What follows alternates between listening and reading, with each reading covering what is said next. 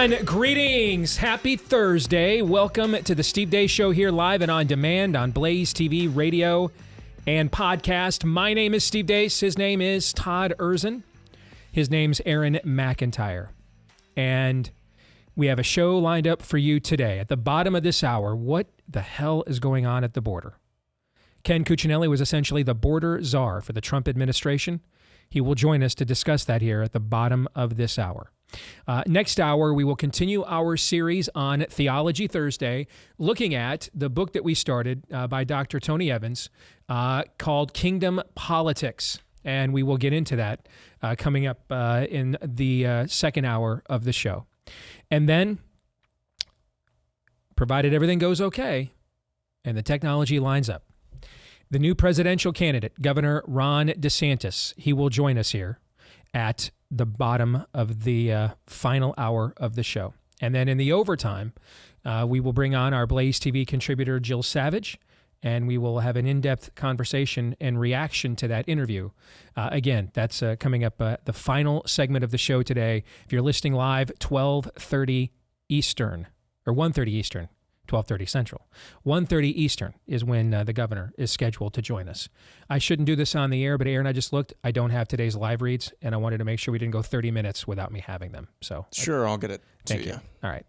I have made a decision on how we're going to open the show today, because the reality is there's no point putting Aaron through a bunch of work to do a montage when really there's only one singular issue that everybody is talking about right now, because it has a lot of tentacles. Now, there's a lot of extensions of this conversation based on what happened last night. Many are very stupid. Yeah, well, that. We're going to try to avoid as many of those as we possibly can and treat our audience like an adult, at least here. But many of them are very important moving forward as a movement, as a people, as an industry. And it's not even so much about who announced. I mean, that obviously matters. It was a person, but it was where it was done, how it was done, how many people tuned in. I just thought, since this is all anybody was talking about last night, I mean, when we left here yesterday, the anticipation for this event was pretty much all the media was talking about, right? Yeah. After the event, that's Same. all. During the event. Same. Yeah, okay. This morning. Same. That's it. So there isn't another issue. And there's just no point having Aaron slave over a hot stove when we all know it's, dinner's going to be ordered in. I mean, this one's pretty simple. So I was very busy yesterday, and then we had Bible study. So it was kind of good that I didn't really have an opportunity to immediately respond to what I thought was, to what I saw happen with Ron DeSantis' announcement last night. And that gave me, I think, a little bit more time. I finally got home, and then Zoe had a car issue I had to go help her with. All right. So, I mean, I didn't get home and actually stop going. From the time I got up in the morning until I was able to just take a breath and just relax on my own, it was about 10 o'clock last night. And that was the first time that I truly had an opportunity to I was not aware of the reaction to the event because I was actually involved in it, which I will talk about here in a few minutes. So I was not following a lot of that reaction. I didn't see almost any of the reaction afterwards, because as soon as the event got done, I had to go to my small group. And then Zoe calls, I've got a flat, I've got an issue, I need daddy's help. All right, so I've got to go across town where she is at work and help her with that. It was 10 o'clock before I got back and truly was able to soak in what was going on, the numbers, people's reactions, etc. And so that gave me a little bit of time to assess where things are. So what I would like for us to do in this opening segment is, before I went to bed last night, I put together on Twitter my top 5 takeaways from Ron DeSantis' presidential announcement last night.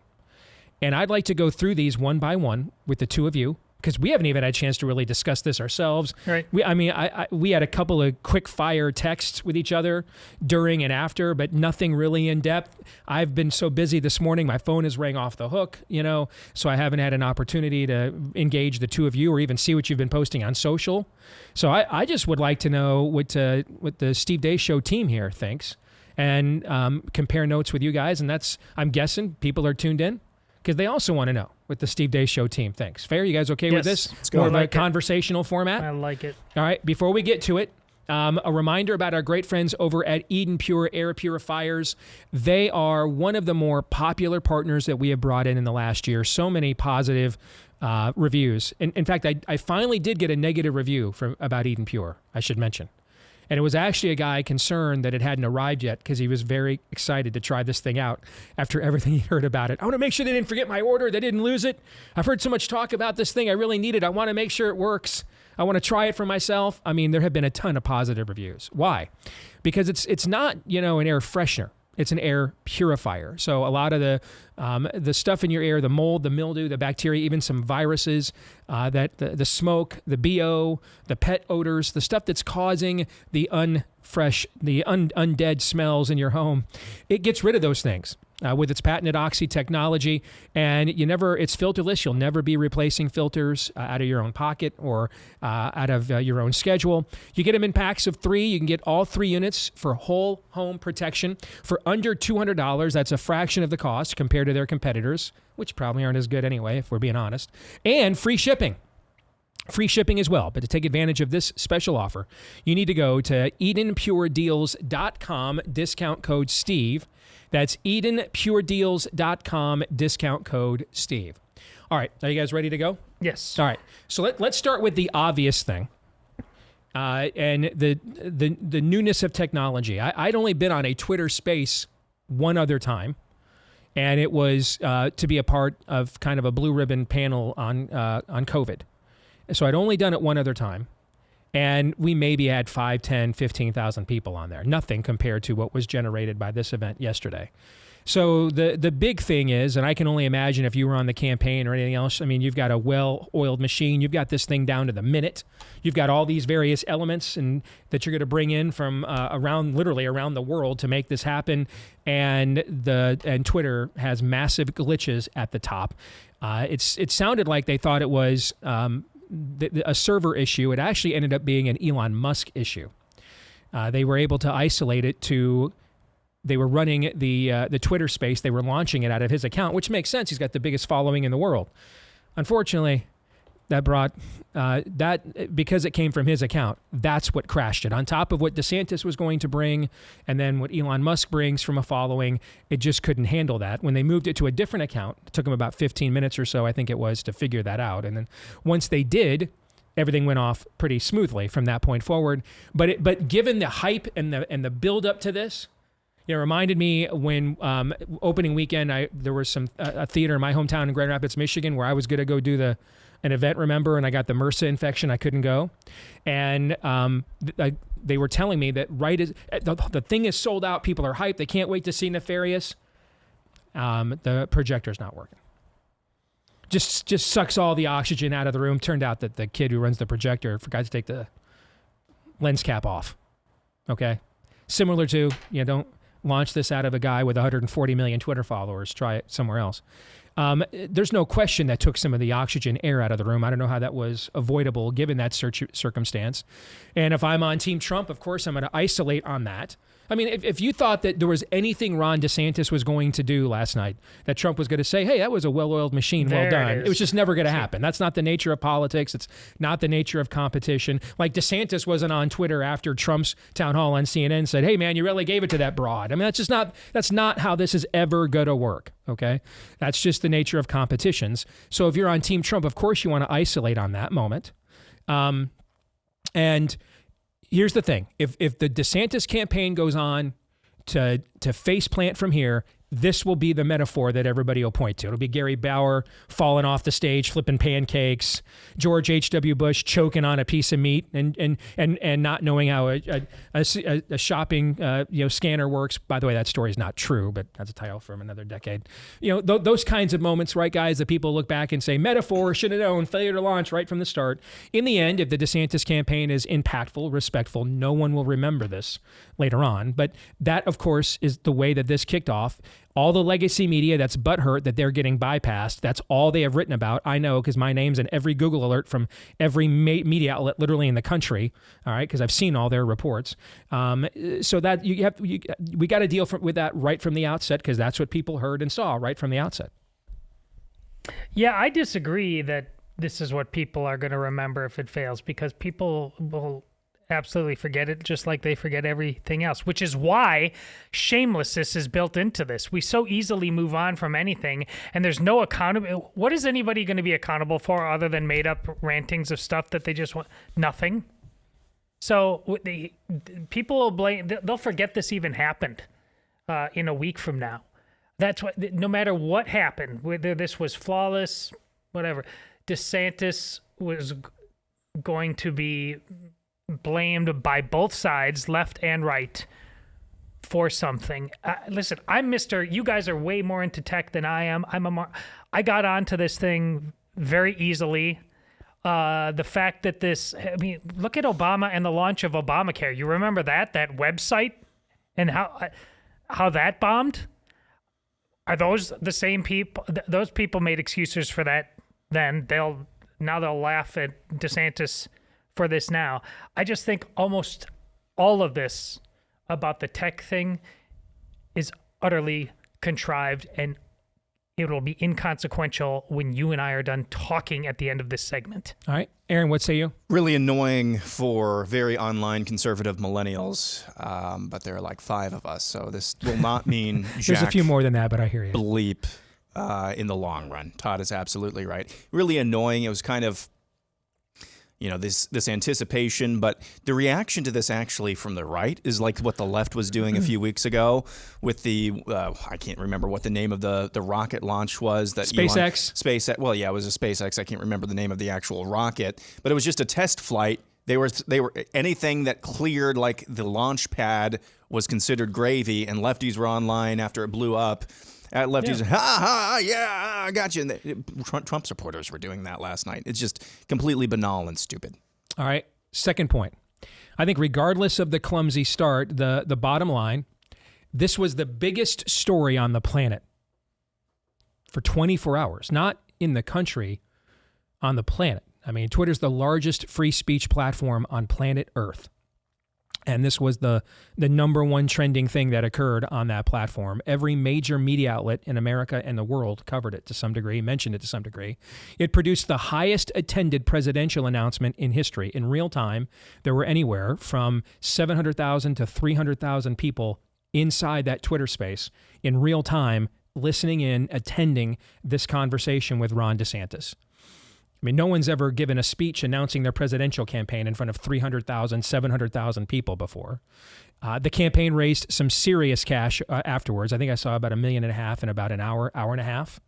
I mean, the clumsy start aside, you can't ask for much more than that as a campaign. I just tweeted before we started, regardless of what you think about Ron DeSantis as a presidential candidate, if it's a quote unquote disaster, that interest in what you're doing crashes one of the largest websites on planet Earth. You raised more money in mere hours than 99% of the world's population will see in a lifetime. And we're now up to about 12 million people have listened to this in 24 hours. And this wasn't just some kind of flash in the pan. This was a long form conversation. I mean, you had to check in. This wasn't just a couple quips and a couple slams and a couple jokes. I mean, there was a serious discussion in depth on issues here. You got 12 million people to listen to that in 24 hours. Brother, if that's a disaster, I mean, you may think, any of the other candidates are who you want, cool. But in general, if that's a disaster, I'm just going to tell you right now, I will skip right by disaster and sign up for cataclysm. If we're defining disaster as that now, I'm in for cataclysm. I'm in for pandemic. Well, maybe I'm not in for that. I'm in for tragedy. Okay. I'm in for I'm in for rake step. I'll whatever euphemism, metaphor you prefer, I'm in if we are now defining that as a disaster. It was a disaster though, but for legacy media. I mean, given who Ron DeSantis is, his name profile, if he could generate 12 million people to listen to this in 24 hours, how many people, if this was Trump, would listen to it in 24 hours? How about Biden, the president of the United States, if he did it for 24 hours? You see what I'm saying? Yes. If you're legacy media and they can tell, man, the Google alerts coming in, and why do I have my name on Google alerts? I'm looking for defamation, libel, slander, anything. I got to go back and say, yeah, you don't get to say that about me. That's why we do that. It's a legal thing. But all their headlines were all, what a disaster this, because it is a disaster for them. I mean, Trump did this originally as a candidate in the 2016 cycle, using Twitter to redetermine his talk, to reset the narrative of what was discussed. That he was forcing the media to react to him, not react to them. And he used that to his advantage. And it's one of the major reasons he won the nomination. He used it to reset. And yes, even though Steve, you always point out less than 20% of Americans have a Twitter account. It's actually about 26% now. It's grown a lot in the last year. Okay, so when you're talking about a platform the size of Twitter to go from 20 to 26% market penetration in a country the size of the United States, that is some real growth. That's not, I was the last place Arbitron station in market 320, and now I'm the fastest growing. I mean, there's 330 million people in the U.S. Twitter's a massive platform. That is a huge level of growth. Still, that means about 75% of Americans aren't on it, right? But as we've always said, every media narrative that the rest of America sees comes from where? Is hammered out where? Twitter. Is populated where? Twitter. Twitter is what the Associated Press used to be, what the Citygate in ancient times used to be. It is Twitter now. And so even though 26% of Americans now have an active Twitter account, 100% of Americans, if they checked in on any news yesterday whatsoever, were doing so and at least seeing something about DeSantis' appearance yesterday, just as in 2015, you were getting something in the media, no matter what channel you watched, what paper you read, what blog you were on, somebody was writing something in reaction to something that Trump said on Twitter, right? Same downstream effect here. Except now, what DeSantis did is he took what Trump kind of launched, and this is maybe a metaphor for the whole Trump-DeSantis dynamic, that in many respects, DeSantis is taking precedents that Trump set and saying, all right, let's apply a level of gravitas, maturity to them and see what happens. Were they random, or are these system paradigm shifts? And what you saw is he just said, I'm not gonna talk to the media at all. You're gonna have to come to me. You can all sign in. You can listen. I'm not calling on any of you. I'm not going to let you turn this in to a troll fest or make it a back and forth between me and Trump. I'm going to go directly to the people and the most direct you can. Talk to them without you. And I think you are absolutely going to see people, right and left, bypass this model in the future. For example, if I'm Robert F. Kennedy Jr. right now, man, I'm like, who do I know that knows Elon Musk? You know what I'm saying? I want one of those next week. I mean, if anybody, if I'm a 37-year-old guy like Vivek Ramaswamy who knows all this stuff, I'm calling Elon Musk. They probably belong to some of the same clubs. I mean, Vivek's worth, what, $700 million? All right. I'm going to say, hey, I'll take some of that. Thank you. I don't know if Trump can. We're back to the whole fiduciary thing with Truth Social. I know Benny Johnson is he at Daily Caller, I want to say, right? Yeah, I don't know where he's at. And Benny reported that Trump is going to return to Twitter. If that's true, dump your Truth Social investment now. He'll have to trash it as a platform. I don't think fiduciary-wise, legally, he can do both. But I think you could feel a great disturbance in the force last night, regardless of what your feelings are about Ron DeSantis. Thoughts?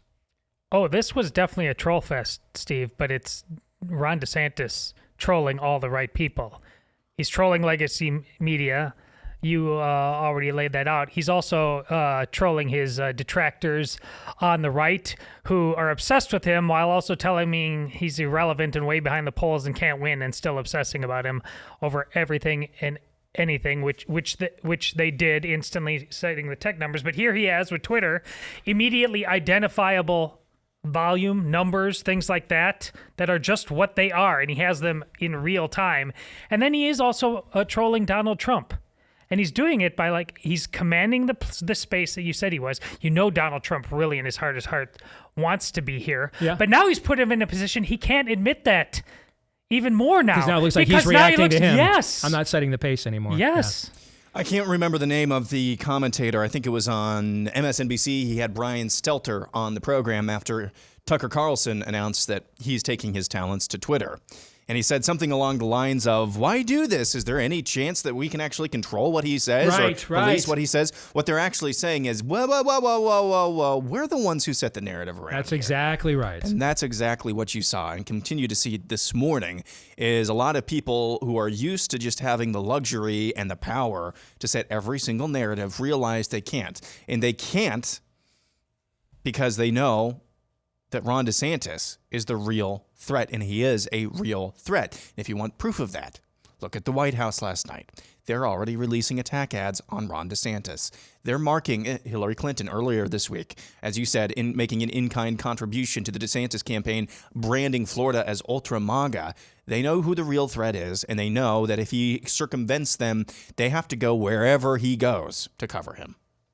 All right, next point. I heard this in Iowa as well. I think you saw it if you were on this last night or heard this last night. Ron DeSantis with prepared remarks. Okay.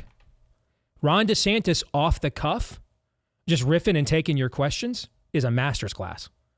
And now, to be fair, some of the off the cuff remark or some of the scripted remarks, just the weird cringy energy with the tech issues. Already we're going to make doing that tough, but to come out of that with kind of your prepared stump speech, I think kind of added to the, all right. But when they got into the questions, bro, I mean, I think that's why you saw a lot of the Trump people respond with the Instagram, Satan, Hitler thing and all that other stuff, because there was no more room to talk issues after that. At least not room where Donald Trump is going to be comfortable talking. And so they were only left with farce. And if I'm running that campaign, and I've met a couple of people who have, and they seem pretty smart, man, I'm putting Ron DeSantis in as many environments as possible where he can just be a conversationalist and not necessarily give an address. That was, I think, another big takeaway I had from last night. Quick thought on that.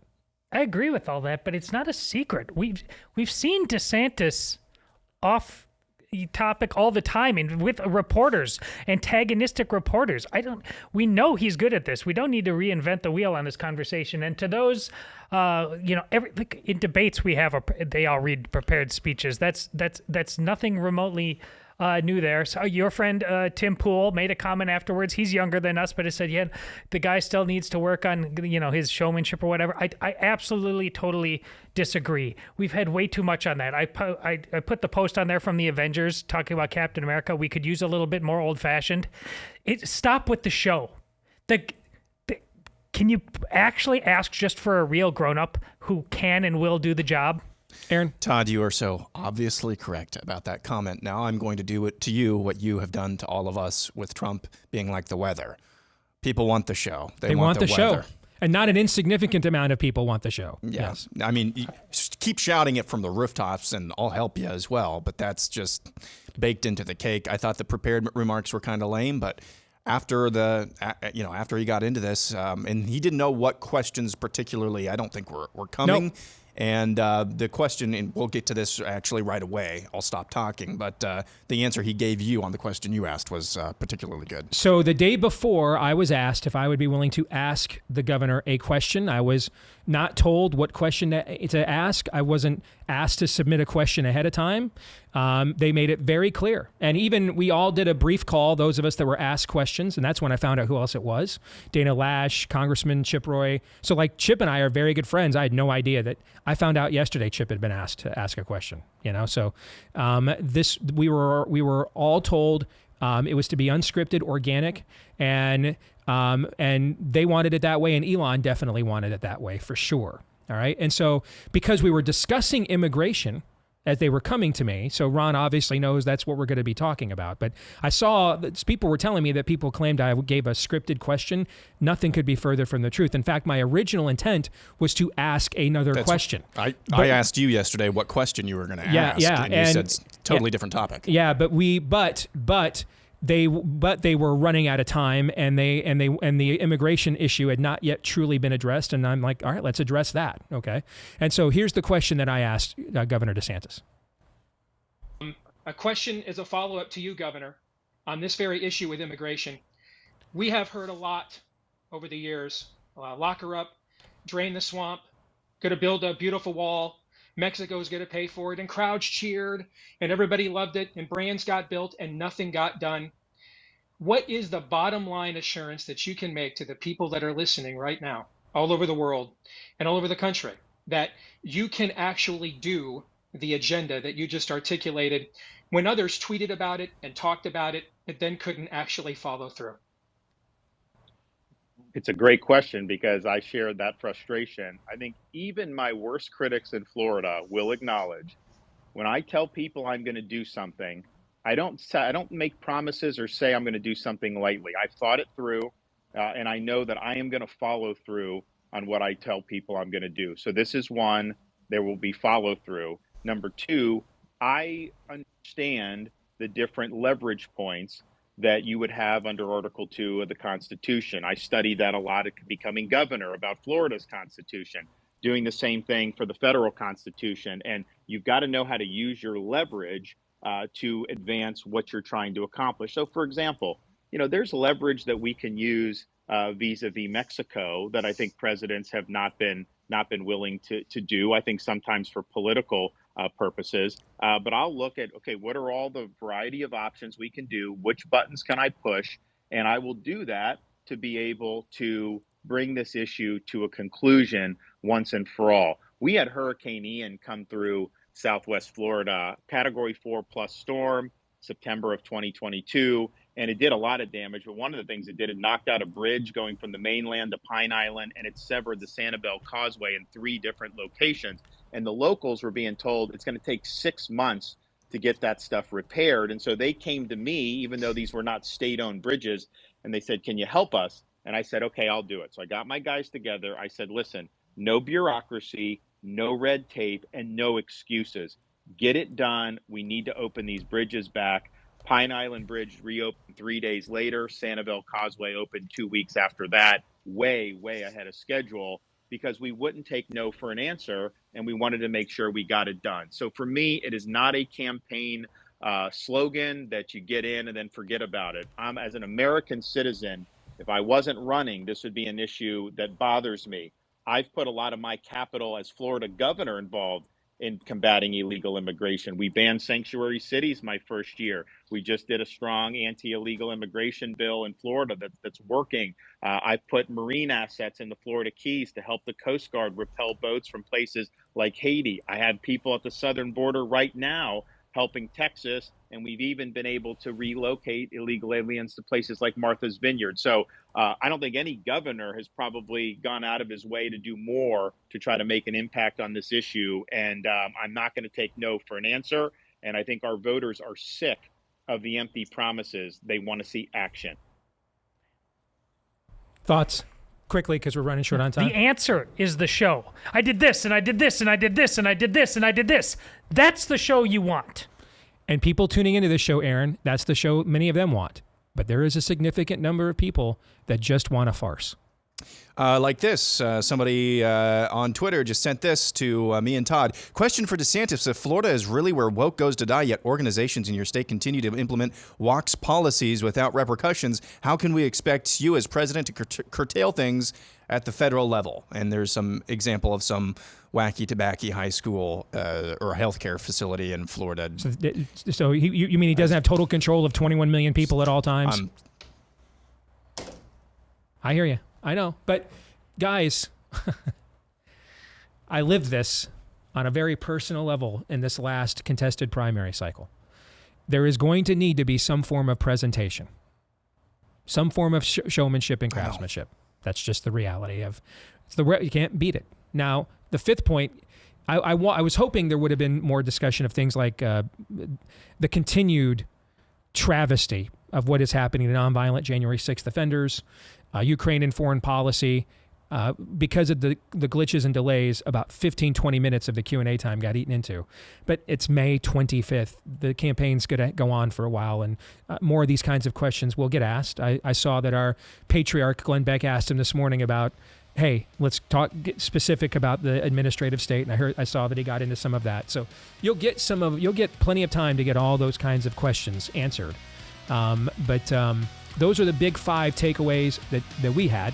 And then, we'll talk to the governor himself here later on in the program. When we come back, the borders are for the Trump administration. Ken Cuccinelli on what the hell is going on at this border. Stay tuned.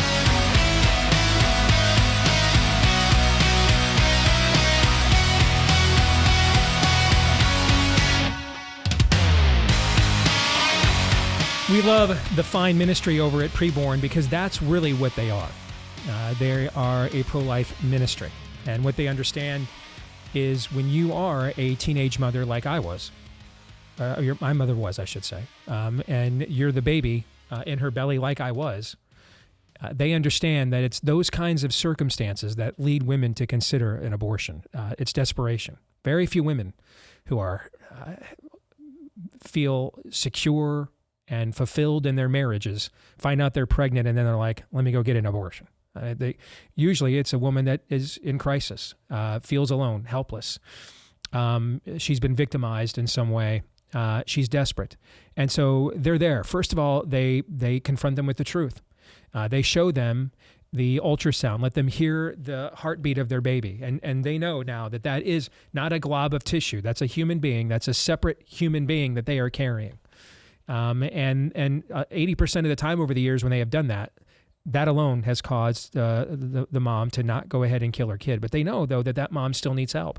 So they offer a bunch of postnatal, prenatal care, all of it for free, and all of it, including the ultrasounds, for free because of tax-deductible donations from people like us. So if you want to see your love go into action, make a donation, tax-deductible, to our friends over at Preborn. We're trying to help them save 70,000 babies this year here at the Blaze. Pound 250 on your mobile phone and use the keyword baby.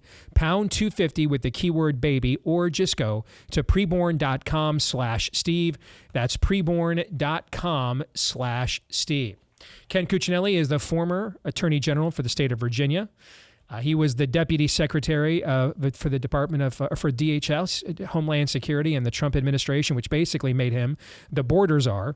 And then he ends up now founding a super PAC for Trump's rival. We'll figure out why that happened here in a moment. But let's get to him first and foremost to find out what the hell is going on at the border. And so, Ken, welcome to the show, brother. And that is my first question. What the hell is going on at this border right now? Yeah, there's asking it chaotically, what the hell is going on, is a good question. Look, you and I look at it, and it looks like a disaster. But people need to remember, especially who listen to you, Steve, this is intentional policy. This is, we'll get to DeSantis. He says, look, the downward slide is a choice. It's not inevitable for America. This very obvious part of the erasing of our sovereignty and the undermining of America is intentional policy. The radical left of the Democrat Party has got the wheel in the Biden administration, and they want millions of people invading this country. Their only concern, and they used this word, is optics. That's their concern. Mm-hmm. But certainly the harm to not just border communities and states, but the fact that every town's a border town now is really hurting the Democrats politically. And it's something that, frankly, the Republicans need to step up more on. I commend the House Republicans who have finally formulated a position together. But really, it needs to be a lot tougher than even that, but probably need bigger majority for that. Help our audience, Ken, because this audience won't, raise the Spock one eyebrow at the notion that the dementia-riddled president overseeing the Department of Managed Decay is purposefully overrunning the border in the hopes of essentially coming up with a new victim class of people they can manipulate and turn into generational voters. Our audience won't be, stunned to hear that or be like, how dare you, okay? But they're going to talk to a lot of people that will seem way out of the mainstream and way radical to them. So can you quantify for them, when they say this to their family members and neighbors, give them examples of exactly what that looks like and means? Sure. So let's start with taking it out of the crazy category. You talked a lot about H.R. 1, the Democrats' bill for the Washington takeover of elections 2 years ago. I fought that very hard, and we succeeded in defeating that.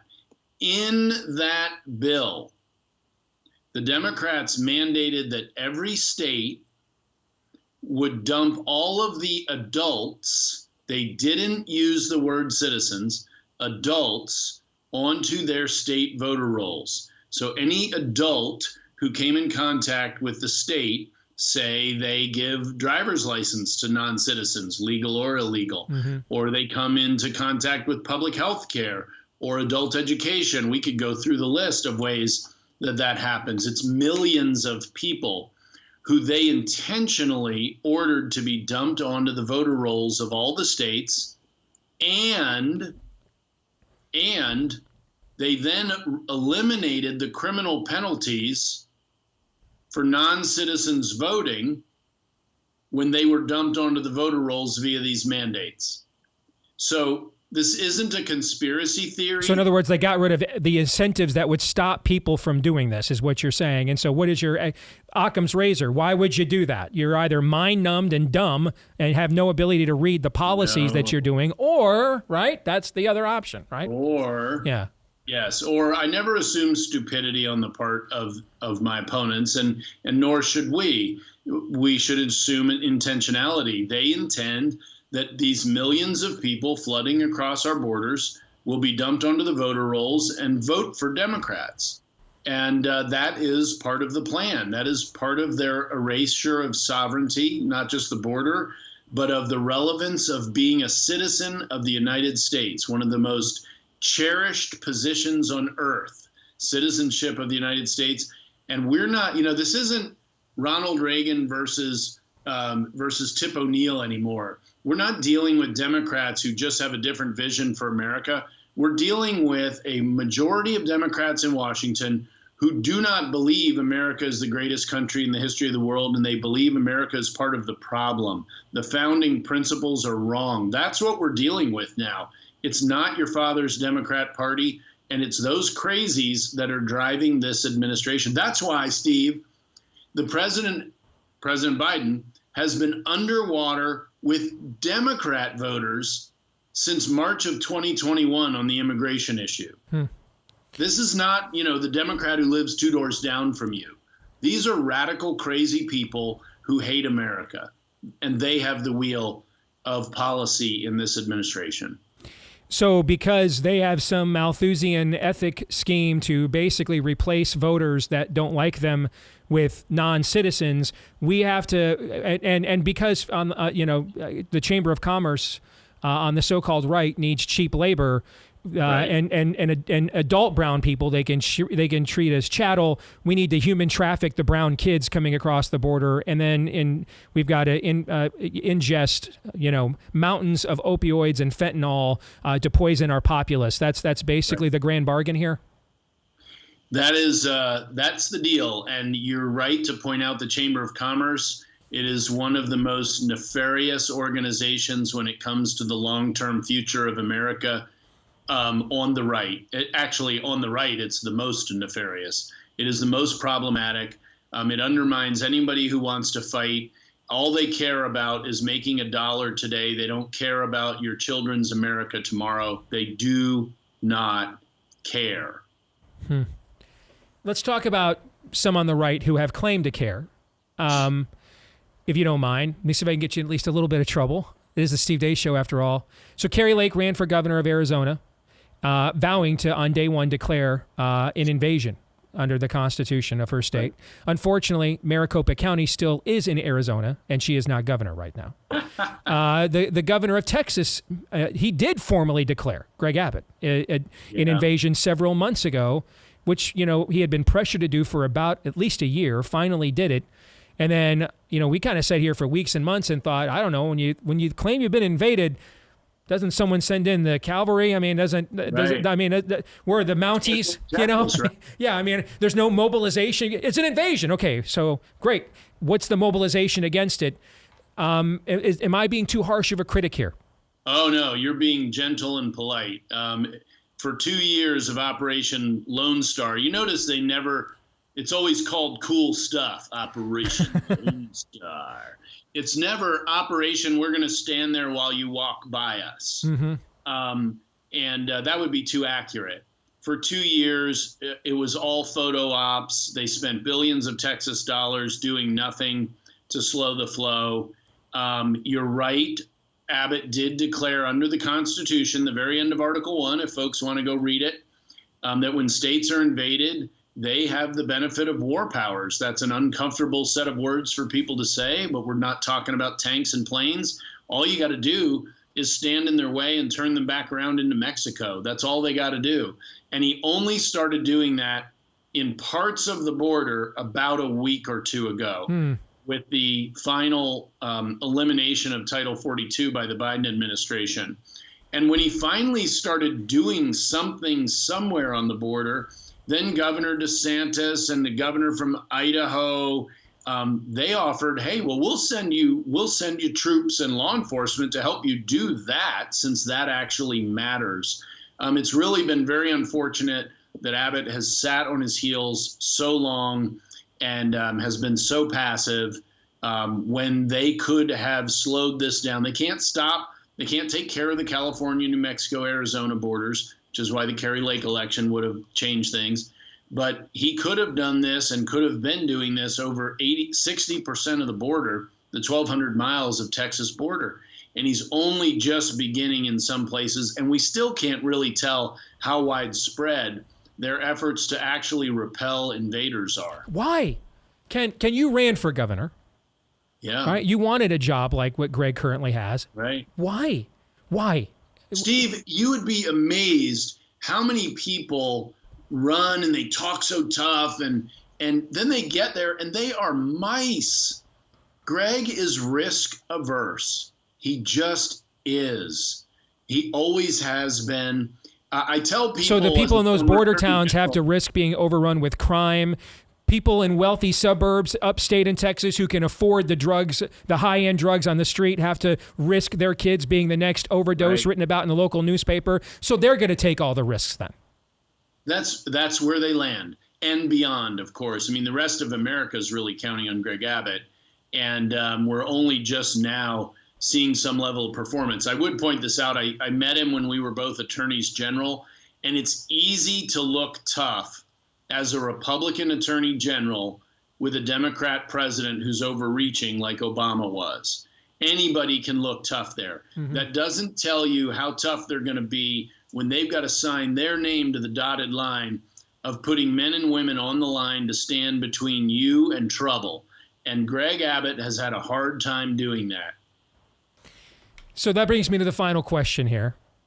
How did the guy who was border czar for the president who became president, went from zero, Trump was polling at 0 on May 25th, at 1% in Iowa on May 25th, 2015. I went and looked it up this morning, 1%. Did you? That's pretty funny. By August 15th of 2015, he is darn near now tied for the lead, and it's all because during that early portion of the summer, he championed the immigration issue.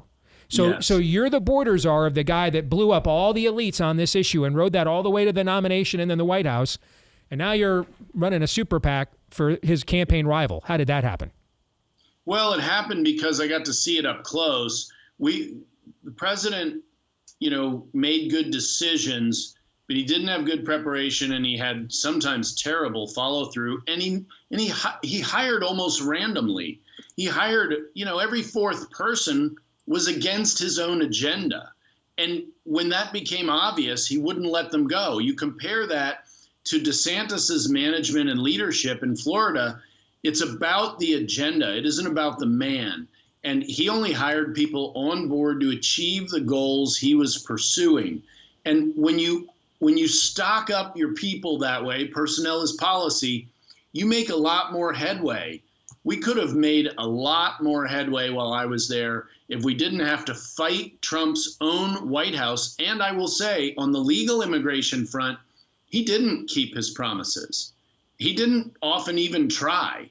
And that was unfortunate. It was poor performance, and it came at the sacrifice of American workers, including middle-class workers. You think of H-1B visas, and that made it an easy choice for me, because for me it isn't personal. I still like President Trump. I have met Ron DeSantis, but it's not like we're pals or something. This is about what's best for America. And I can tell you, as a guy who is the chief operating officer for the Department of Homeland Security when we were getting the job done on illegal immigration, that Ron DeSantis is much better prepared to do a much better job for much longer, 8 years, not 4, than Donald Trump. I mean, the guy built a bridge after a hurricane in 3 days. He fixed a causeway in 10. That's the kind of get it done attitude that we really need from a leader in America today. And only Ron DeSantis brings it. His list of accomplishments as a chief executive is decades long. We literally haven't had a chief executive this successful in decades. And it's not just things like how to respond to emergencies, which isn't partisan. That's just, are you good at it or not? Mm-hmm. And he has proven he is in one of the toughest states for that test. But he also has made major accomplishments in every area of concern for conservatives, every single one, including areas like higher ed that even I thought, no person is beyond redemption, but I certainly thought that institution might be. And he proved it's not. It's recoverable. He's the first person to make major headway in higher ed to take it back from the Marxist indoctrinators and to give it back to students who really come with an open mind to learn how to learn, not be told what to think. Amazing. Name of the super PAC that Ken is a part of is Never Back Down. NeverBackDown.org is their website if you want to learn more. It's good to see you again, Ken Cuccinelli. Thank you for joining us on the show. We'll have you back, okay? God bless. Good to be with you. Thanks, Steve. You bet. You want to talk about a guy who, one of the worst screw jobs in the history of the Republican Party establishment is what happened to him. It's a key part of my very first wide release book, Rules for Patriots, of what the establishment did to him in Virginia. Real screw job that led to Terry McAuliffe, yet just raping that state. But anyway, your thoughts on that conversation?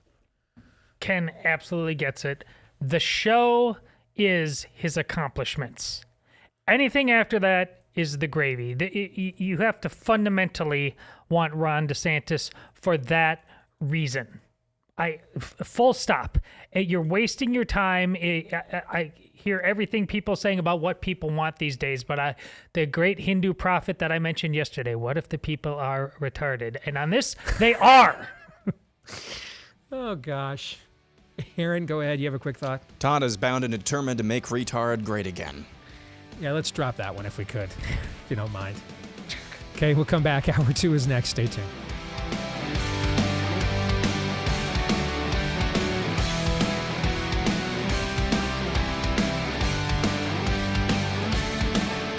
All right, back here with Hour 2, live and on demand on Blaze TV, radio, and podcast. Steve Deace here with Aaron McIntyre and Todd Erzin, and all of you.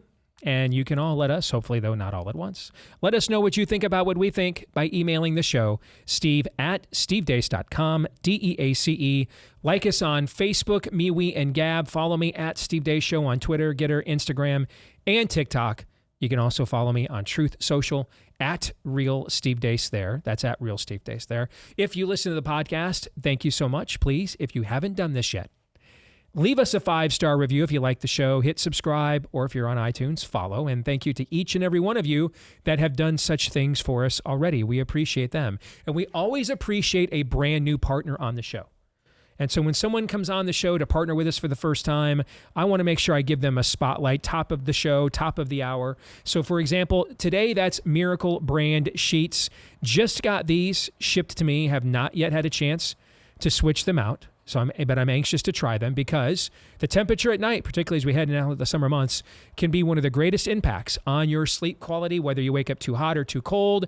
And I highly recommend, therefore, you check out Miracle Made's bed sheets. Inspired by NASA, they use silver-infused fabrics and make temperature-regulating bedding so you can sleep at the perfect temperature all night long. And did you know that the traditional bed sheets can harbor more bacteria than a toilet seat? Oh, boy. You know, the Danny Tanner and me just got really creeped out saying that out loud. All right? It can lead to acne, allergies, stuffy noses, and more. It's just gross. Well, Miracle Made offers a whole line of self-cleaning, eco-friendly bedding, such as sheets, pillowcases, comforters, that prevent 99% of bacteria. Take it from someone who just had a life-threatening bacterial infection. You could use all the help against that you can get. Also requires 3 times less laundry, self-cooling, self-cleaning, luxurious comfort and quality. You can go to trymiracle.com/Deace. Trymiracle.com/Deace to try the Miracle Made sheets today. And whether you're buying them for yourself or as a gift for a loved one, if you order today, you can save a massive 40% off. You cannot beat that.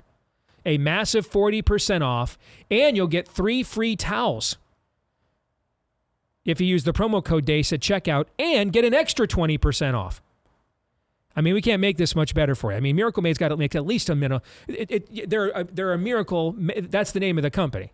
It's still, though, running on profits, not miracles. All right, so they can't make this any more affordable for you than 40% off. Use the promo code DEACE, get 3 free towels, and save an extra 20% when you go to trymiracle.com/Deace. That's trymiracle.com/Deace. Couple of breaking news items. Some of the questions that Ron DeSantis did not get last night during the Q&A session, he is getting now as he's doing his, they sometimes refer to this as the car wash. You show up at the ESPN campus and they put you through the car wash. You do all the shows. He's doing that right now. I mean, he's doing every significant show that he on the right now after his announcement, and he'll be on ours here at the bottom of this hour. But already this morning, he has reiterated about going after the weaponization of FBI and DOJ, not retaining Christopher Wray as FBI director. Trump's choice there, who has been just abysmal, including to Trump. And that was what he said this morning to Glenn Beck. Also said that the Blaze should be able to host a presidential debate in the primary as well. Hear? Yeah. And then he just told Clay Travis and Buck Sexton, I want to make sure I get Clay's tweet on this exactly correct. Here's what Clay just tweeted. Quote, Florida Governor Ron DeSantis said on our show, if he's elected president on his first day in office, he will consider pardoning any January 6th defendant he believes was politically prosecuted, from a member of the public all the way to President Trump himself. Quick thoughts on those two things before we move on to Theology Thursday. I'm shocked that somebody brought these up less than 24 hours after the first day, when he was denying everything and anything. And come on, I'm sure he was totally ambushed by said questions and Good did not grief. know they were coming. Florida's just some podunk state that's just completely off the grid and not aware of what is happening and trending nationally. If every question is not asked on day one, they can never be asked again. That was yesterday's narrative. That was fun. I would echo what Julie Kelly, our friend at American Greatness, said in response to the latter story, which is basically everyone, political persecution. There are some who engaged in violence, we know that, but pretty much everybody who has been persecuted were persecuted for political reasons. Right. If did you guys see the Laura Loomer video this morning of Blacks for Trump criticizing Ron DeSantis for being anti-CRT? I had to watch. I thought it was a parody. I had to watch. I couldn't. Because I'm like, the Babylon Bee has truly topped itself. Because we were like joking that this was going to happen. DeSantis has been in the race for 12 hours, and they already did it. She was doing Blacks for Trump. Why DeSantis and DeSantis is a racist because he won't allow critical race theory into the Florida schools. I mean, the video's in my Twitter feed. You can watch it for yourself. I didn't believe it, okay? I had to watch it for myself, and I did, and that is the actual video, Aaron. I was in Casey's yesterday picking out a processed meat stick where all good ideas come from, or all ding ideas come from. Now, this is a can of worms, but maybe at some point we should discuss. This thought came to me. With all of Trump's political persecution, yes, whether it's Georgia or in D.C. with the documents handling, or whether it's in the phony baloney 31 felonies in New York City. 34. 34. Yeah. It is conceivable there is a point in this primary process where Donald Trump legally sees his best way forward as actually supporting Ron DeSantis. Oh, to get a pardon? Well, one of the things I think that I've been told is all these sham attempts to destroy him by the left basically forced him into running again, because if he was a private citizen, he wouldn't have the platform to point out this is a sham, political sham. And by running again, and this is actually really smart. By running again, then it gives him a platform to point out that these are political prosecutions, meaning it's more obvious if you're a candidate than if you're a private citizen. Sure. Does that make sense? Yes. Yeah. I mean, and I was told that by somebody who's very well connected in Trump world, and that's a very smart play of that. I'm not saying that that's the only reason he's running. I'm just saying one of the considerations were if they're going to come at me with all of these political persecutions, make myself a candidate then. If we're listing, if he was making lists, I don't know where it ranks on the list. I was just told it was a factor that it does make it more obvious what they're trying. I mean, look, just to boost Trump's case here, I pointed this out the other day on Twitter. So they set, did you guys see, we didn't even mention this, they set the trial date in New York. Yeah. All right, for the first of those 34 felonies for AD or DA Bragg. Did you guys see the date they set? It's March 25th of next year. All right, so this is such a dire thing. Yes. All right, now just stay with me for a minute. This is such a dire thing that we've got to perp walk Trump halfway across the damn country. All right, to walk in, all right, to get indicted, and that has to be done now. I mean, it's a threat. It's a danger to our democracy. This has to be done now. Right now. Everything else going on in the world, this has to happen now. For these 34 felonies, but the trial's not till March 25th of next year. Folks, this will be after. Right now, Trump is the perceived frontrunner in the race. He is the betting favorite in the race. It is very likely by March 25th of next year, you're going to know whether he's the nominee or not. I mean, if Ron DeSantis doesn't win Iowa or New Hampshire, this is over. And if Chris Sununu runs, New Hampshire won't even be on the table. Like our buddy Bob Vanderplatz, he's like, if DeSantis doesn't win Iowa, he's done. Okay, so March 25th is after Super Tuesday. I mean, there's at least 50% odds. At least we're going to know who the GOP nominee is by March 25th. And right now, the perceived frontrunner is Trump, right? So essentially, we just watched Democrats schedule a criminal trial for a guy who has a relatively decent chance of being the presumptive Republican nominee or their opponent right around the time he would become the presumptive nominee. I'm sure, to quote the great prophet Nefarious, probably just a coincidence. Come on, man. You know what I'm saying? That's so freaking thinly veiled and transparent, it's not even either. So yeah, I think it's a really smart play to run, if for no other reason than just to point out how much of a sham all of this is by making myself a candidate. They're making your case for you by the way they've scheduled these out and plotted these out. That was a perfect weather forecast right there. Here's the one thing I do want to say that this is showing, though. Last night you saw the Instagram thing, and Trump was actually responding on Truth Social to the question that I asked DeSantis. The thing he put about the red button, I didn't understand it, honestly. That was actually in response to the question that I asked, okay? And what you're seeing already now, I mean, he has gone further than Trump has on the January 6th prisoners. They're running out of issues. And we're not even a day into this. I mean, he's officially been a candidate for 18 hours. Ron DeSantis has. We are barely a day into this, and you're running into the point that essentially the one issue that Trump's going to have left is Trump. Now, don't think that's not a significant issue. There's a lot of people that don't care what positions Trump takes on anything at any given time. They just want him, believe in him, trust in him, hope in him, enjoy him, or entertained by him, and all of the above, or a mixture of some and not others. Him. They just want him. And it's not insignificant. Now, I don't think it's a plurality of Republican primary voters. I don't think it's a majority. But is it like 30%? I bet you it is. Okay? And that you can win a lot of primaries and a lot of caucuses with 30%, brother, depending on how many people are in the race. Particularly if you know you're 30% showing up no matter what, right? Mm-hmm. That's not an insignificant number. But this is the issue slate, and I think the way they reacted last night with his silly post on Truth, that the Instagram thing, I must admit, making Satan gay, I did laugh at that and appreciated it. But that Instagram post, the Loomer thing, which is just bat poop nuts. Okay, I mean dude, Bats called and said, "Listen, man, we have dropped a lot of poop. None of it has been anything like what that video is." Okay, so I don't know what's below bat poop nuts. Do you guys know? I don't know what's below that. Okay. I mean, what in terms of the poop Pangolin. phylum hierarchy, Yeah, I don't know. Pangolin poop. Pangolin, okay. But I thought this was Theology Thursday. but and it is kind of theology, actually. It's going to be a good segue here in a minute. They're quickly being left barely a day into this with nothing other than that kind of Trumpian stuff. But there are a lot of people that just want the Trumpian stuff. Don't underestimate that.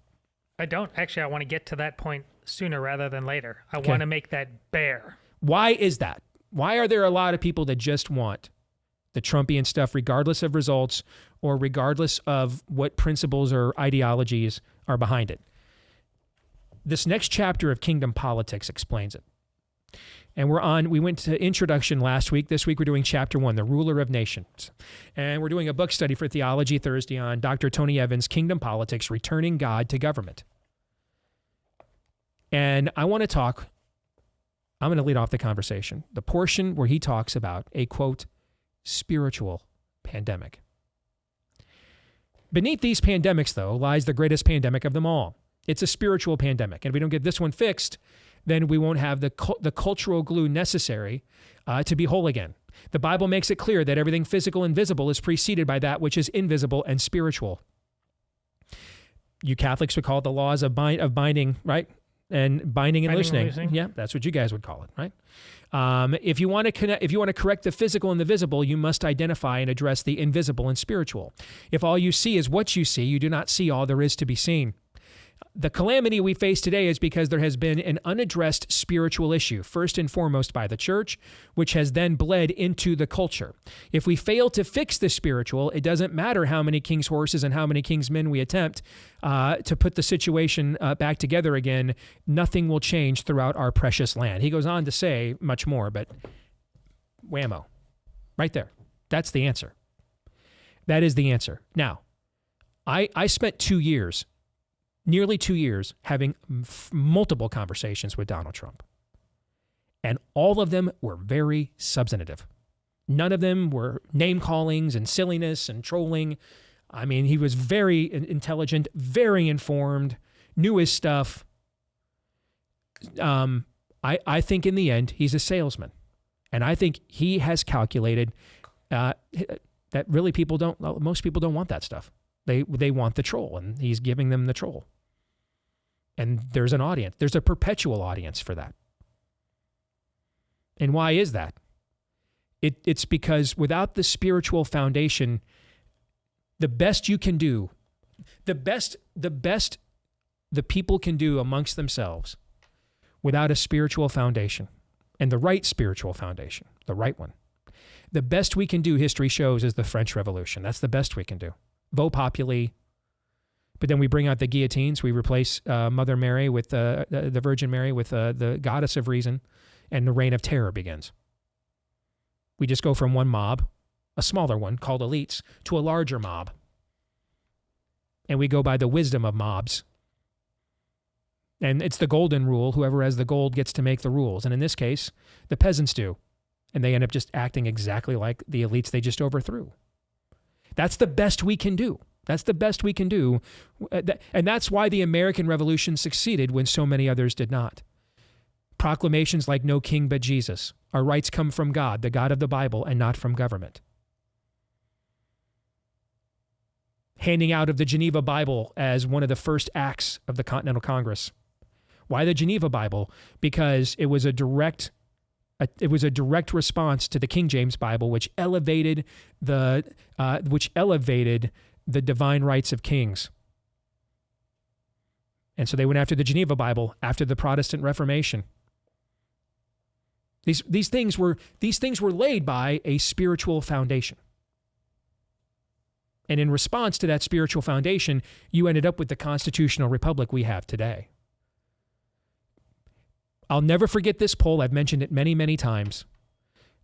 Missouri, we did a poll on the Cruz campaign in Missouri, which at the time there were 2 states where 50% or a majority of the people in the general population went to church on a regular basis. There were 2 states left. Utah was number 1, and meaning that not people claiming to be believers, but the general population, a majority of the general population still went to church more than twice a month. Utah was the only state left. Second was Missouri. It was almost exactly 50%.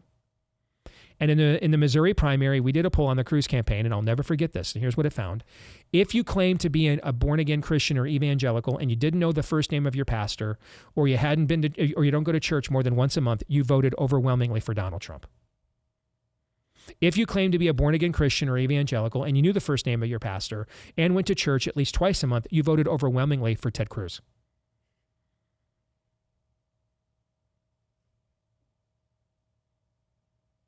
And I think in the end, I think Trump often has become a caricature that is the best many of our people are capable of, given their current level of debasement, given the lack of spiritual.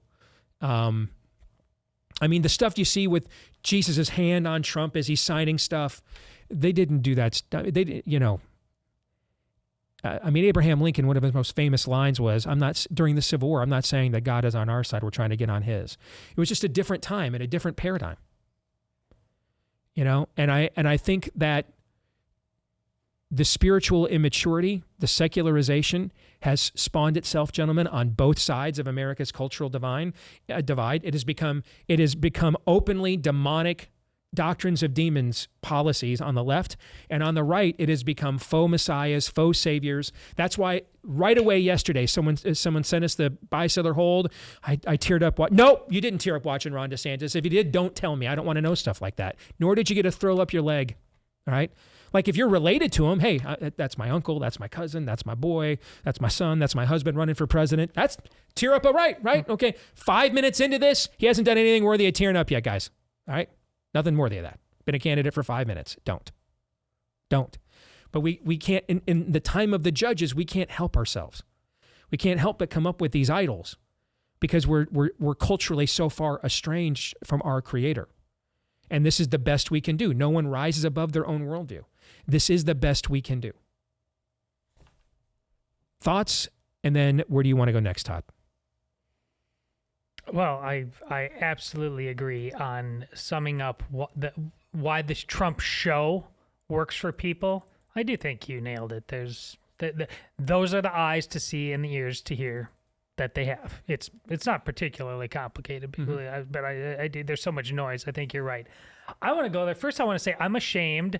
I only knew of Tony Evans peripherally until the last 2 years. I mean, I knew who he was, but then Bob Vanderplaats and the family leader invited him to last year's summit, and he was phenomenal. I needed him in my life. He's a genius communicator, both in person and in writing. Just fantastic stuff. Now, but I'm vibing with him because he's clearly my brother from another mother. If you'll remember last week when we discussed the introduction, and he's talking about how much time the Bible spends talking about corporate spirituality, government, etc. He talked about Kings and Chronicles. When I said, hey, there's big Bible stories everybody knows in those, but those can be slogs as well. Bible stories everybody knows from the first 11 chapters of Genesis, and that describes most of human history. I said, maybe he'll talk about it. I hadn't read ahead. Sure enough, he spends all his time talking about Babel and absolutely nails it. Absolutely nails it. And what does he tell you about God's command? And he was going to commit it, and he was going to make sure it happened, whether you came along for the ride or not. He told you to go for it. The Great Commission happened before the Great Commission happened in Matthew. He wanted to scatter you. And the Tower of Babel is about, no, you stayed in one place, and what did you get? You got comfortable. I mean, me and Tony, we're like this. We're thick as thieves. That's exactly what he's telling you. And he uses something that's mind-blowing, and most people don't connect the dots. The technology of the time, he reads it from Scripture, was the bricks. And how you weren't mobile, you weren't nimble. You planted these roots that he never intended you to plant. You got too comfortable, and that made you sloppy. Spiritually, first and foremost.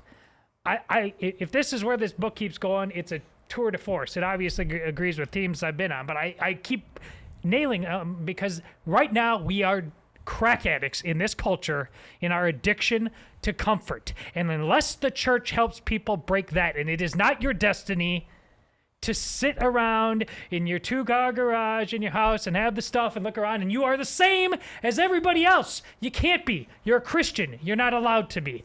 Great chapter, Tony.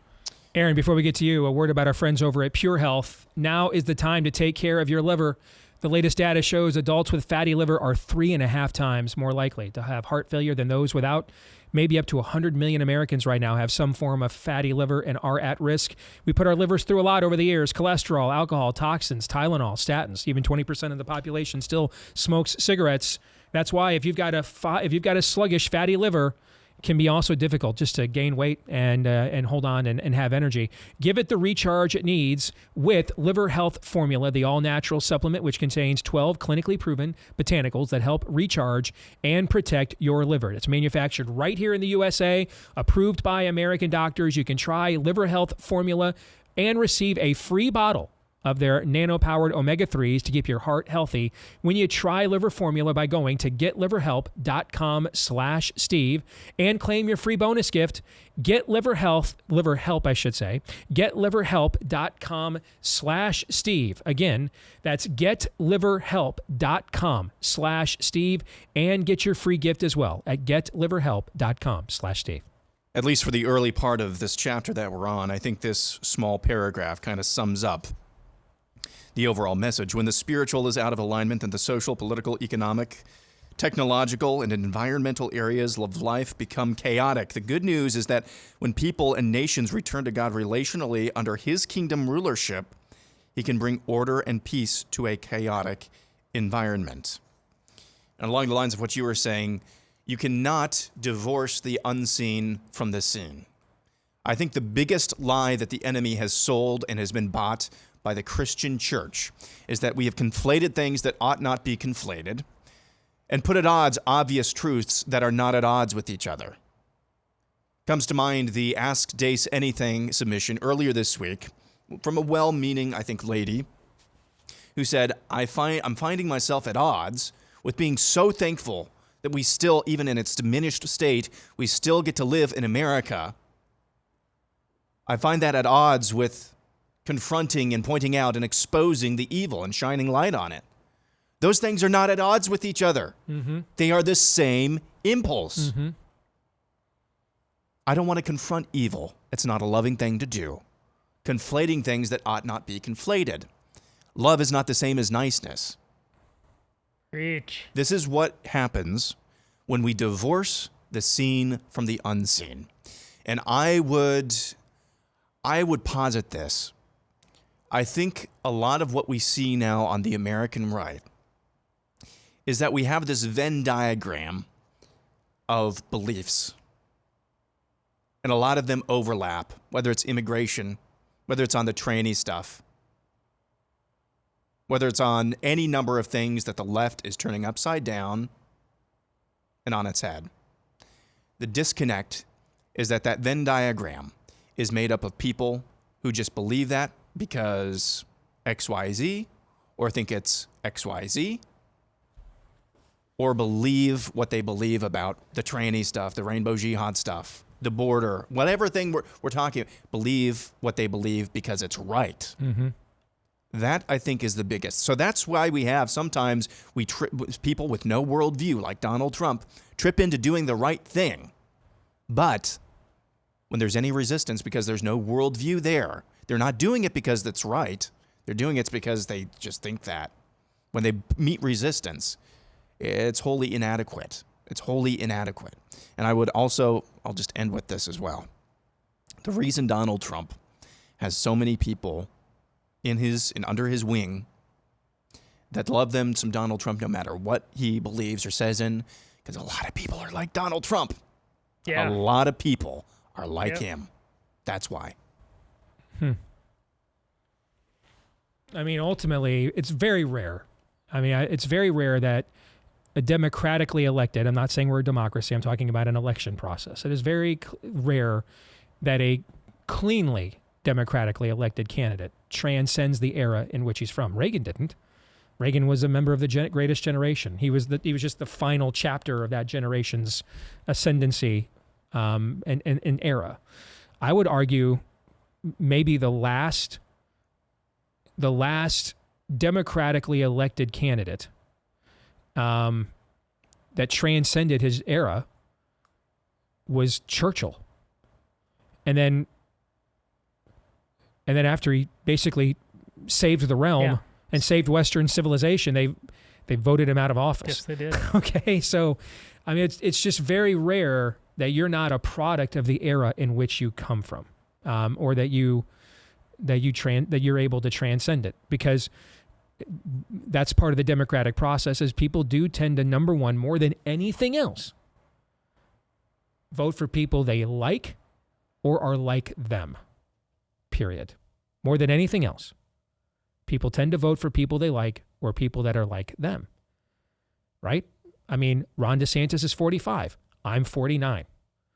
I'm an ideologue. So is he.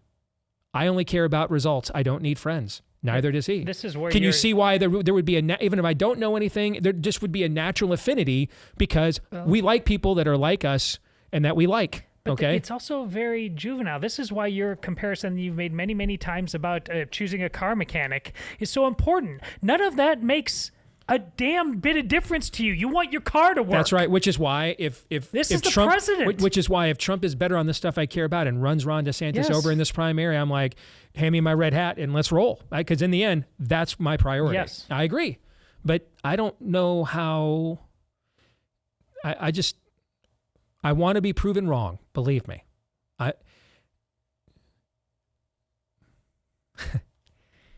We're not here. Someone sent me a note. I like it when you smack your lips because that usually means something really important is about to be said. So let me smack my lips right now.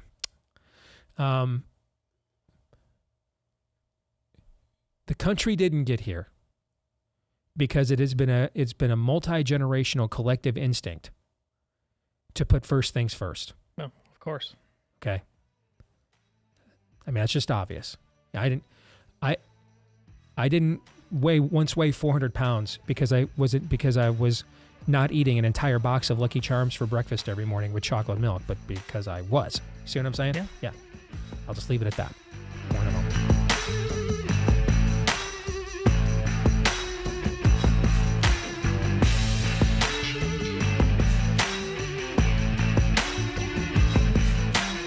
All right, back here on the Steve Deace Show, and let's not waste any more time. He is the man of the hour after announcing his campaign for president last night. Florida Governor Ron DeSantis is here with us on the program. And Governor, you and I had a chance to exchange some pleasantries beforehand after last night's event. And so since the meter's running, if you're okay with it, let's just get right to substantive issues. All right, let's let it rip.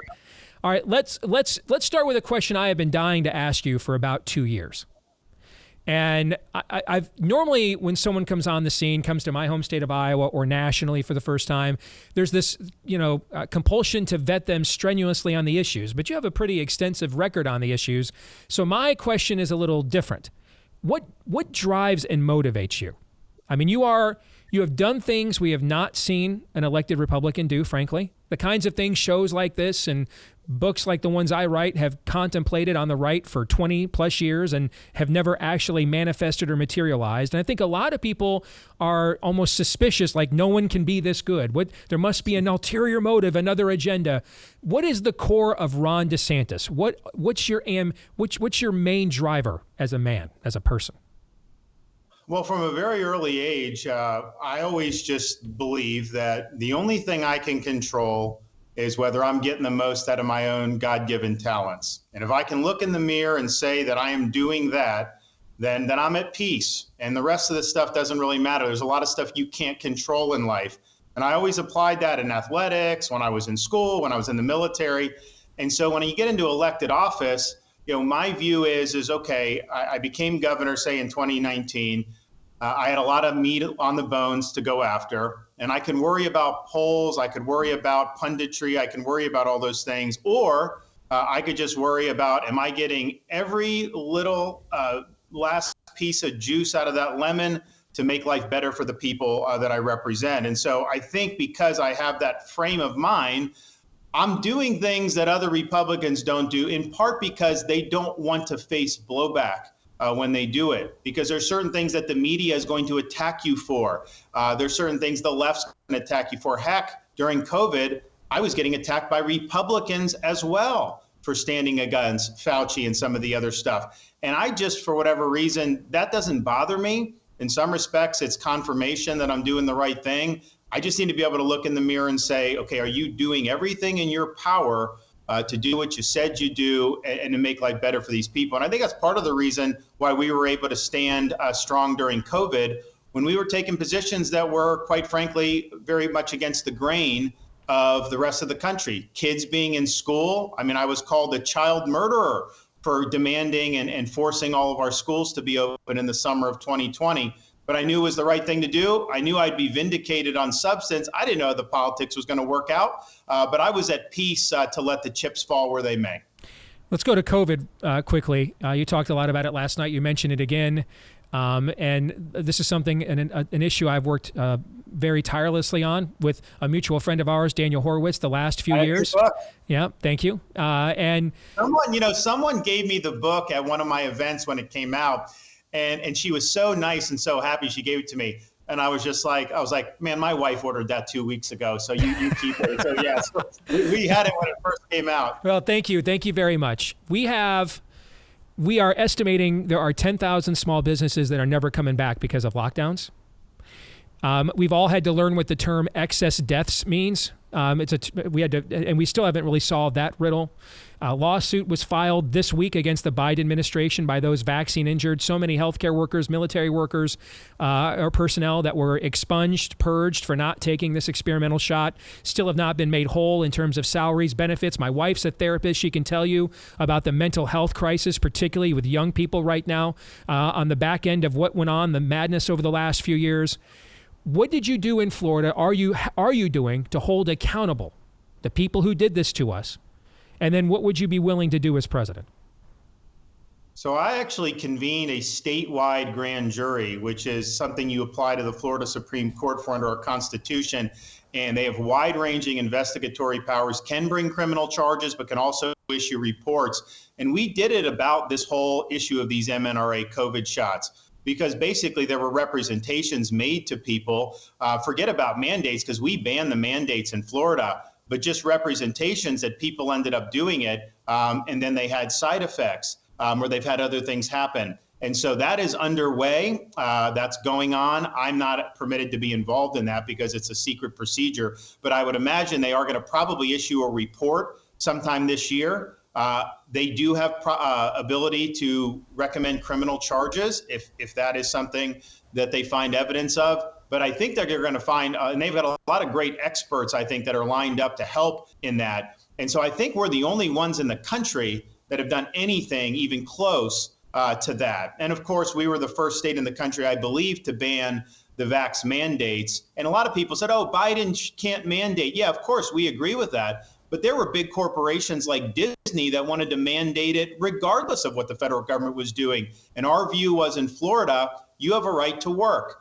You shouldn't have to choose between a jab you don't want and a job that you need. And so we protected private sector, not just against workers, not just against government intervention, but also private. Now, as president, there was a report that I had spoken with Bobby Kennedy Jr., and I think he had said that the governor said that, we need to burn to the ground the CDC and all these things. And I just want to be very clear, Steve, full disclosure. I was not that kind to CDC and NIH, any of those. So just for the record, just so your viewers don't think I'm going soft, but I can't think of a more catastrophic response than how this country responded to COVID, particularly at the federal level, with people like Dr. Fauci, with the CDC, with the FDA.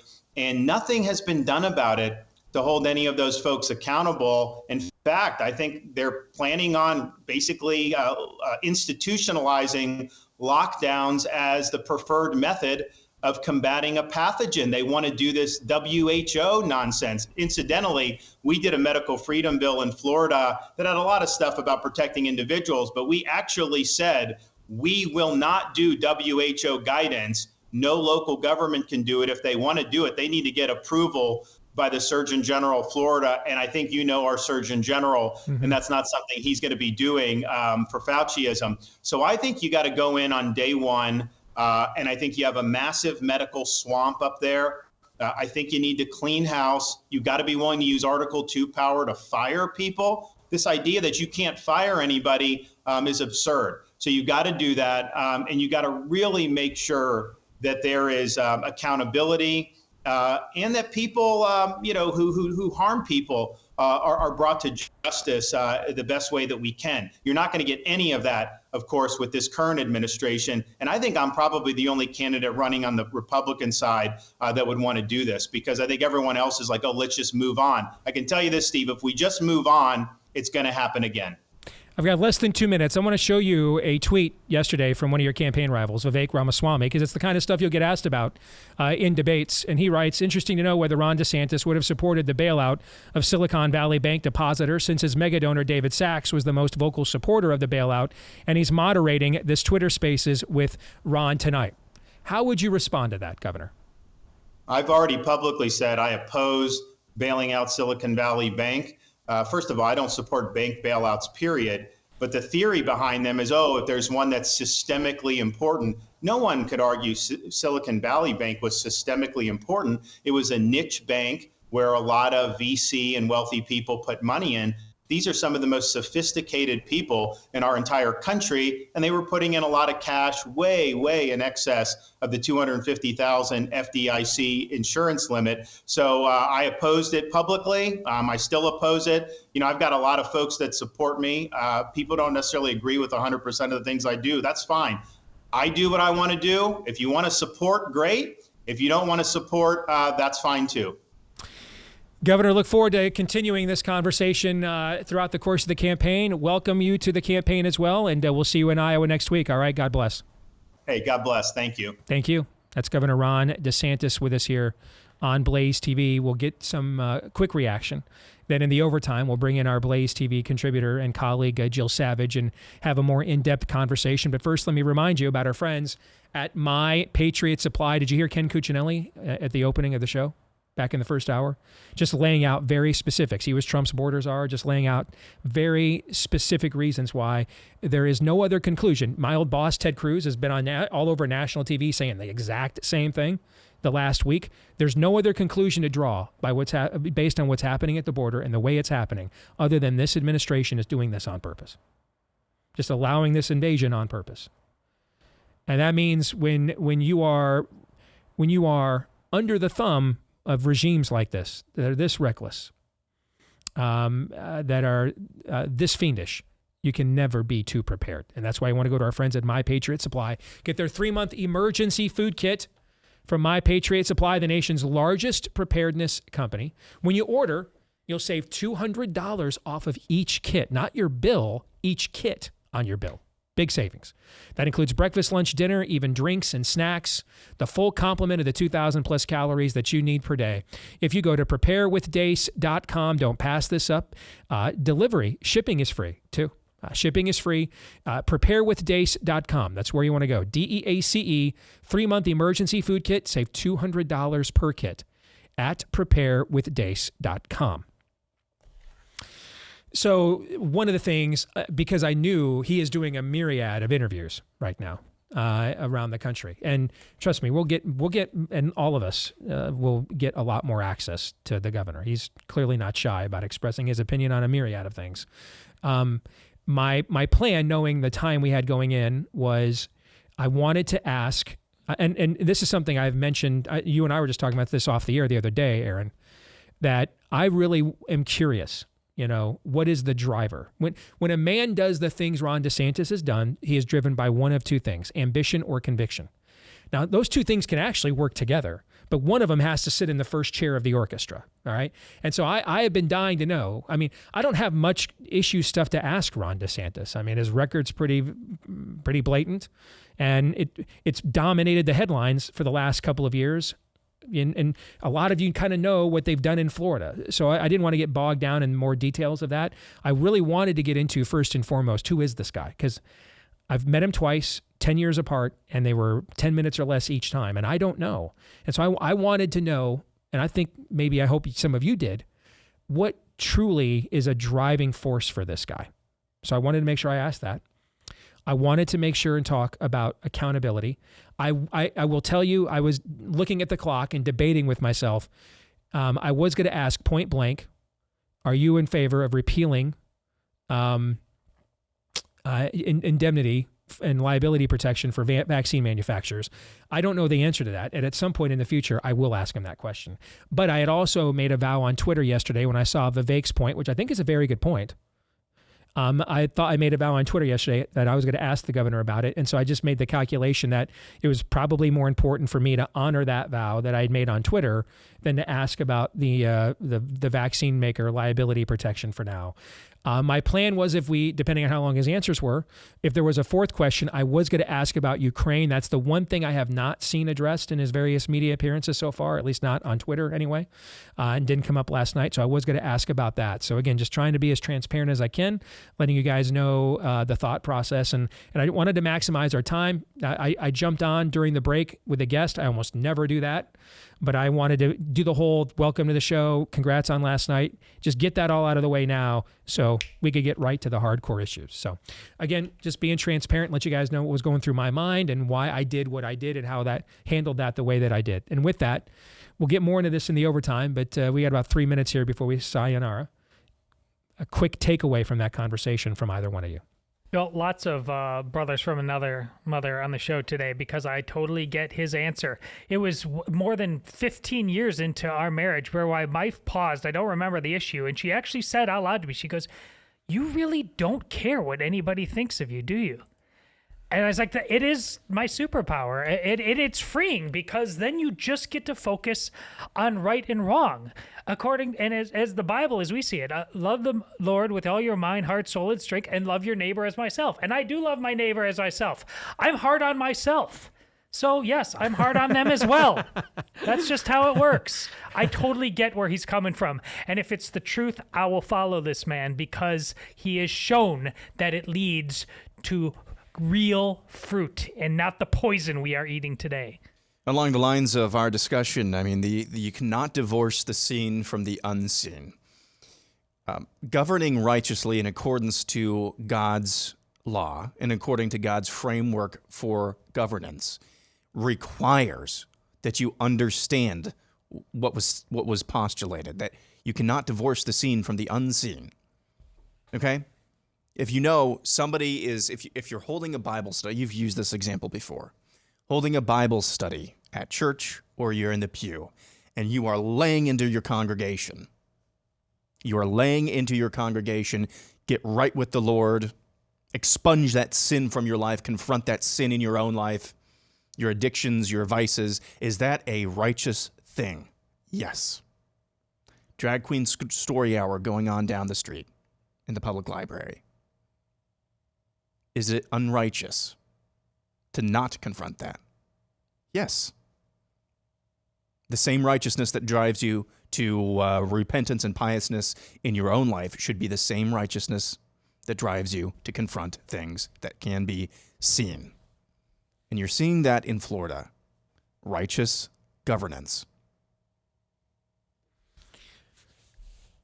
I think regardless of whether you believe he should be or can be or wanted him to run, there are two things, I mean, even in this conversation today, I mean, I've been very adamant that I think what is happening to Trump is a sham and made very specific points of that. I think given the records both Trump and DeSantis have, there are things to appreciate about both of them transcendently, regardless of what you think about them right now momentarily. And I would say to all of you that don't want him to be the nominee, don't think he can be the nominee, don't think he should run, there are two things that I think you should be thankful for the events of the last 24 hours. Number one, I mean Trump drove a stake into the heart of the vampire known as corporate media. But if you know your vampire lore, you then have to cut off the head and stuff the neck with garlic. That's what DeSantis did last night. Now, it's certainly easier to do that after you've already staked the vampire in the heart. Okay, so give Trump credit for that. Sure. But DeSantis came along and cut off the head and stuffed the neck with garlic. I mean, he just finished him off. You're not relevant. Trump proved I can get narratives around you. Now I don't even have to get my narrative through you. I can just, you are irrelevant. And all of us who have spent all of our political lives suffering under the malevolence of this industry should all be very thankful for that on some level. Number two, what do you think has the better chance of giving you the best version of Donald Trump? Trump versus the dwarfs or Trump versus those guys? Because I think that answer is pretty obvious too. We need the best version of Trump or DeSantis, whichever one it is that comes out of this, period. Amen. John 3:17.